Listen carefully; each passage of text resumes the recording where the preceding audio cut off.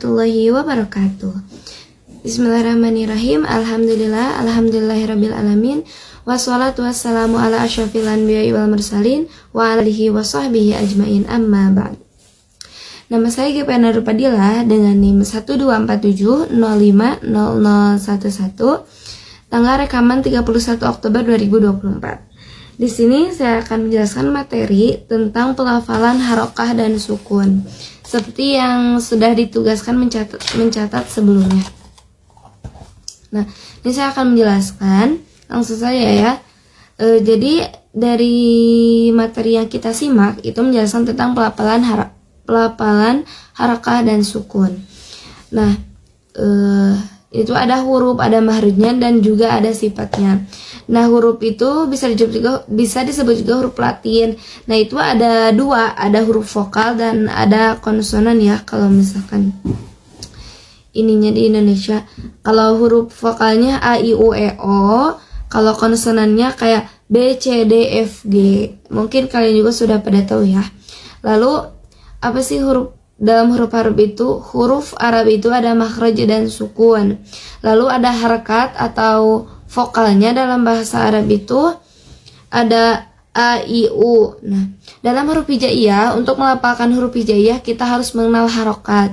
Jadi kalau misalkan kita melafalkan huruf hijaiyah itu, kita harus melafalkan harokatnya. Karena huruf hijaiyah yang 28 itu jika misalkan tidak menggunakan harokat itu, dalam membacanya itu akan sulit gitu. Kayak kata ba, kan kalau misalkan tidak ada A, I, U nya,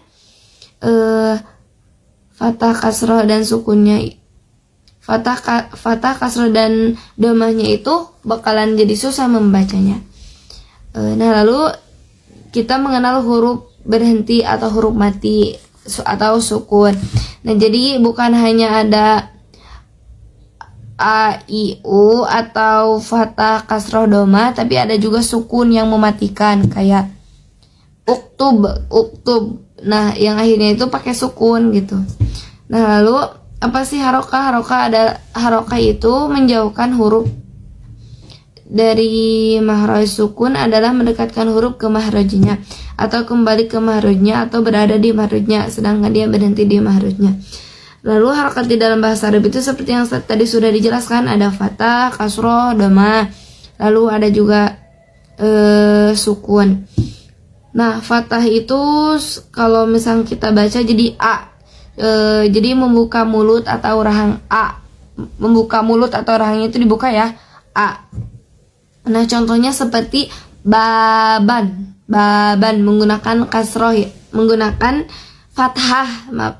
fathah. Jadi baban dibuka mulut dan rahangnya. Lalu yang kedua ada kasroh atau kalau misalkan dilapalkan itu I. Nah, itu menurunkan rahang ke bawah, I. Menurunkan rahang ke bawah, I. Nah, contohnya itu seperti bustani. Nah, lalu yang ketiga ada domah atau yang kalau dibacanya kita dibaca dengan U. Nah, kalau ketika membaca domah kita harus memonyongkan bibir, U, memonyongkan bibirnya, U. Contohnya seperti ya yang tadi bustani. Nah, contoh yang kasroh juga bisa bismi. Lalu ada sukun berada di mahrajnya, jadi dimatikan gitu ya, kayak an, lan, uktub. Jadi yang akhir-akhir katanya itu disukunkan. Lalu dalam huruf vokal itu ada A, I, U. Kalau misalkan dibaca mad tabi'in jadi dua harokat, jadi A, I, U. Lalu harokat itu tanda baca yang menunjukkan vokal atau pendek. Sukun tanda baca yang menunjukkan bahwa huruf tidak memiliki harokah. Jadi harokat dalam bahasa Arab itu ada 3 ya, ada fathah, kasroh, dan domah.